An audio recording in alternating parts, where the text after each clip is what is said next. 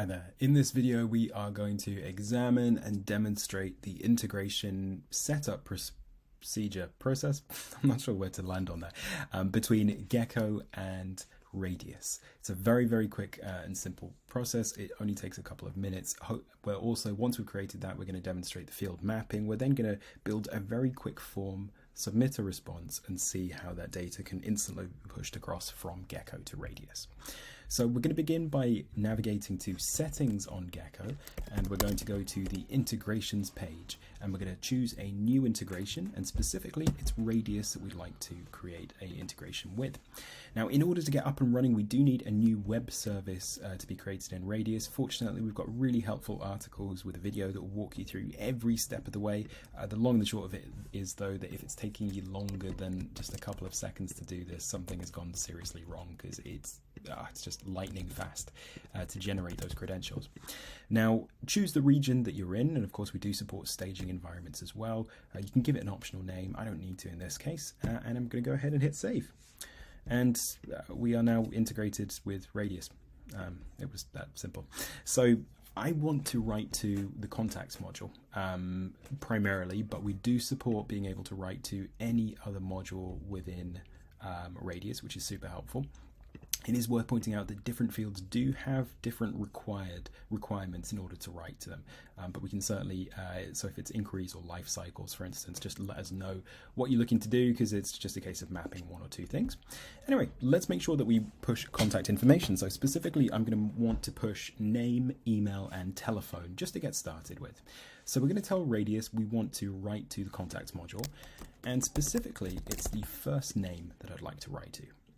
Now we're told, what do we map this to in Gecko? So quite simply, I'm going to say it's the full name, first name field.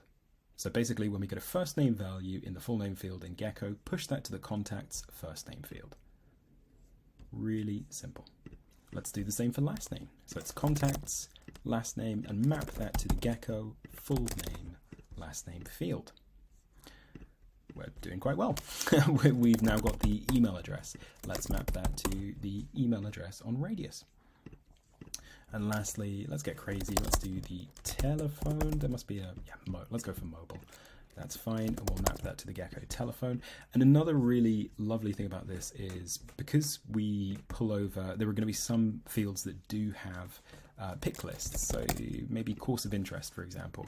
What we can choose to do is pull that into Gecko, but also import the associated pick lists or options lists or field lists, including the relevant GUIDs, to make sure that the right information is going to be received by by Radius. Okay, cool. So we've got our mappings here. All that's left for us to do is test it and make sure this has worked. So let's go over to forms. Let's build a brand new form. So almost getting musical there. It's a full name, an email, and a telephone field that we want to push over. And what we're going to do is we're going to tell Gecko that as soon as this form submission comes in, I want you to try syncing automatically. Perfect. All right, let's submit our test response. So let's go.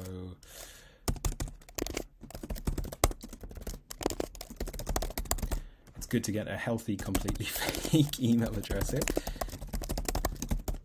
And name, because of course that is unfortunately not my name. Let's throw in those details just there. The form submission has come into Gecko, and we are now currently trying to sync this response. It typically takes about 30 or 40 seconds to push over, so I'm going to pause this, and then when we come back we should hopefully have an updated record here with the Radius ID, and then we can find the contact in Radius and see what that looks like. Okay, about a minute or so has passed since the response came in. We can see we now have a Radius ID, which Radius has given us, saying that this is the contacts on Radius. If we hop over to the contacts view, we can see that contact right here with their self-same ID. If we click into the profile, we can see the first name and the last name that we've mapped, and we can see the telephone number has pushed across as well as email. Really simple stuff, and again, there's nothing that was pre-prepared in this. It's all set up on this very short video, so it just goes to show you how quickly this can be leveled up.